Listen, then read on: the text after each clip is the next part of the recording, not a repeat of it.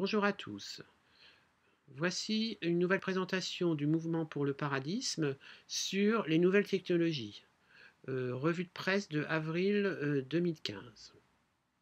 Avec ce que nous proposons pour la mise en place de ces nouvelles technologies, et en particulier la robotique. D'abord, je vous parlerai des robots logiciels, aussi appelés bots, qui sont qui servent essentiellement sur Internet avec l'indexation Google, les messageries instantanées, correcteurs orthographiques, surveillance de Wikipédia. Donc, ces robots logiciels sont omniprésents sur Internet et nous permettent de communiquer de plus en plus vite sur toute la planète. Ils sont de mieux en mieux reconnus par le grand public et acceptés. Donc ça ne pose pas vraiment de problème pour nos contemporains. Car nous sommes aujourd'hui arrivés dans l'âge de la connaissance instantanée et totale pour tous. Notre chère planète Terre devient un grand village et tout est devenu possible dans ce village planétaire, en particulier grâce à ces robots logiciels. Deuxième partie, les robots industriels. Donc, ils sont omniprésents dans l'industrie et en particulier dans les usines automobiles. Il y a quasiment plus d'êtres humains qui interviennent pour faire tout ce qui est la partie la plus difficile, c'est-à-dire la carrosserie.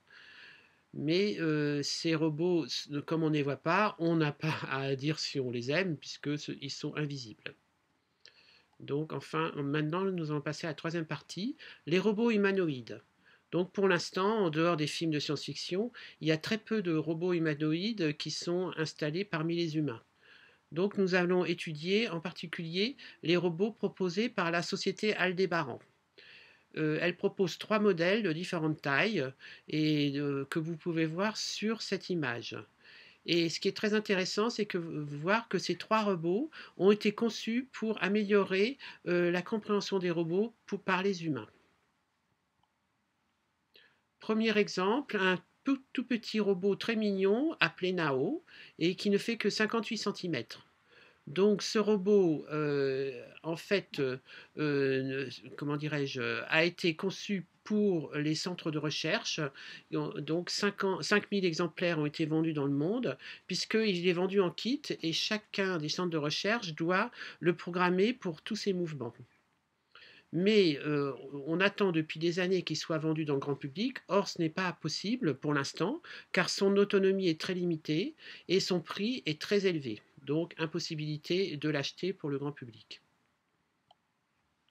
Deuxième exemple de la société Aldébaran, le robot Pepper. Donc, il est un peu plus grand, 1,20 m, et il possède un écran d'ordinateur. Donc, depuis quelques années, Aldébaran, qui est une société basée à Paris, a été rachetée par la société de téléphonie japonaise SoftBank, qui utilise ce robot pour présenter ses produits dans des showrooms. Donc, il est en contact direct avec le grand public et il a une meilleure interactivité que Nao. Un large public peut le voir en action. Troisième exemple, le robot Roméo, qui n'existe que depuis 2 ans environ. Alors ce robot est beaucoup plus ambitieux puisqu'il fait 1,40 m.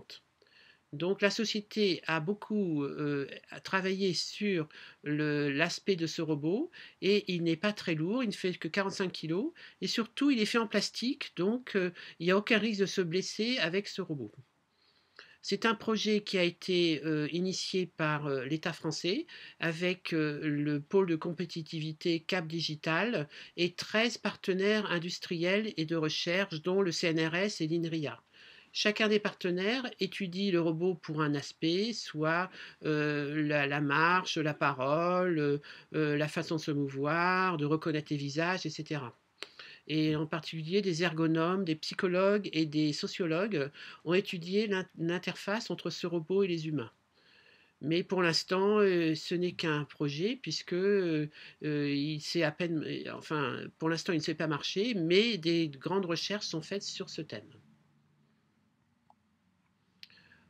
Au Japon, il y a de grandes recherches sur les robots humanoïdes, et en particulier le chercheur Hiroshi Ishiguro a créé des robots avec des visages ressemblant à des humains. Donc le premier qu'il a fait, c'est le visage que vous voyez en bas à gauche, où c'est le monsieur Hiroshi lui-même qui a fait son double. Il a fait un deuxième robot avec une de ses collaboratrices, toujours dans le même but, améliorer la perception des robots par les humains. Deuxième partie de mon exposé, les nouvelles technologies.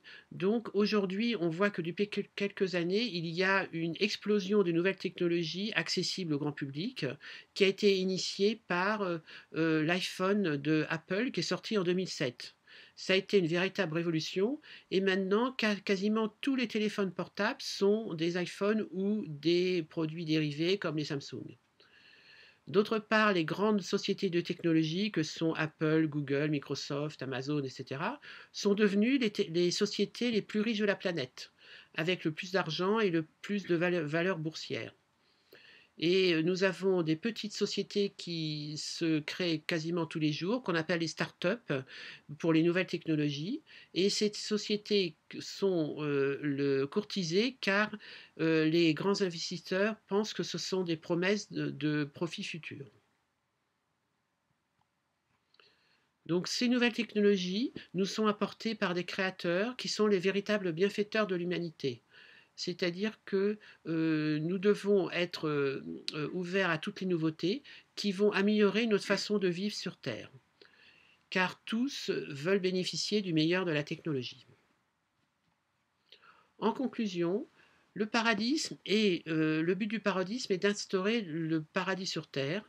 Et dans ce but, il faut il faut promouvoir la robotique parce que comme nous voulons arrêter le travail pour tous, nous devrons être remplacés par des robots. Car actuellement, la plupart des gens sur Terre font des travaux aliénants. Alors que dans l'avenir, nous pourrons nous épanouir et faire les choses qui nous plaisent et laisser les travaux les plus pénibles aux robots. Et nous pourrons enfin atteindre l'âge d'or que tout le monde attend depuis des siècles. À nous de créer ce monde. Je vous remercie pour votre attention.